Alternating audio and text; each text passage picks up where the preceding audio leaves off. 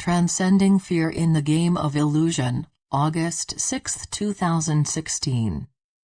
By Deborah Faith. Website, www.archangelsanddevis.com. What if your whole life purpose was to transcend fear? Nothing more, nothing less. What if your fears were all yours and no one else's? What if your DNA doesn't contain the fear imprints of your ancestors, and what if the only single most purposeful thing every single one of us is doing here is learning to rise above fear? Nothing brings your vibration down faster than fear. Nothing takes you out of presence faster than fear. Everything that is not love has its roots in fear. Everything. Fear is born out of separation consciousness, the thinking of ourselves separate from our source, which is all that is love. Perfect, pure, absolute, unconditional love. This separation consciousness causes us to believe we are vulnerable. Fear is illusion and therefore not real. You can transcend fear by looking at it, and erasing it, similar to erasing a blackboard in a classroom. The classroom in this instance is the holographic experience of life itself, as we are projecting it into being or into form, from within our own consciousness based upon our thoughts and beliefs and actions. What if every thought had a life of its own, and what if when we give it our energy, it becomes more lifelike? What if we could actually bring something into form through our very thought? Are we that powerful? The answer is yes, we are. The question is, do you believe it? Can you comprehend having such power? What if I told you your power is infinite? Can you even begin to comprehend the meaning of the word infinite? No, most of us cannot, because we, as humans, have conditioned ourselves into believing in limitation and lack. To transcend fear is to transcend limitation of any kind. Once we have learned to do this, we can be free.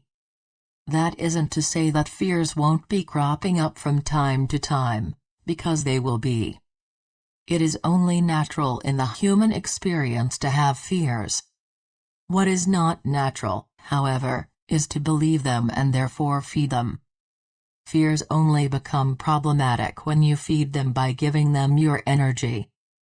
Remember the prayer, though I walk through the valley of the shadow of death, I shall fear no evil, for thou art with me. I had a classic conversation the other day after the dead branch of a tree fell down onto the roof of my cabin during a rainstorm and scared me half to death. I said to Michael, if one of these trees falls onto my roof, it could collapse and squash me to death. I was a little shaken, but not really scared because I know I am safe, but I was ready for a little early morning banter with him and he knew it. He laughed and said, "So? I thought you were ready to come home." I replied, "I am, just not willing to be squashed in the process." He indulged me further and said, "My love, if you were ready to leave your body, which you're not, at least not in the way you're thinking, and it was to happen by way of a tree falling on top of your head, then I would have you out of your body before you even knew what had hit you. Trust me, you wouldn't feel a thing." A more serious conversation followed later when he said, "Do you think I wouldn't know that the tree was going to fall on your head? Do you think I'm incapable of knowing such a thing?" He then went on to explain that having infinite power is just that, infinite. It has no limitation, and even though we as humans cannot comprehend what that means, we have the choice of trusting in that, and knowing that nothing can ever touch us. That is the meaning of faith, trusting in that which we cannot comprehend or see. Unlimited power is just that. Unlimited.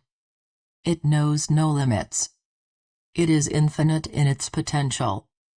Therefore there is nothing it cannot do, and no purpose it cannot serve. Can you grasp the extent of this? Is your mind capable of comprehending such unlimited potential? No, and I don't blame you, because in your human world all you can comprehend is limitation. It is what you have been conditioned to believe.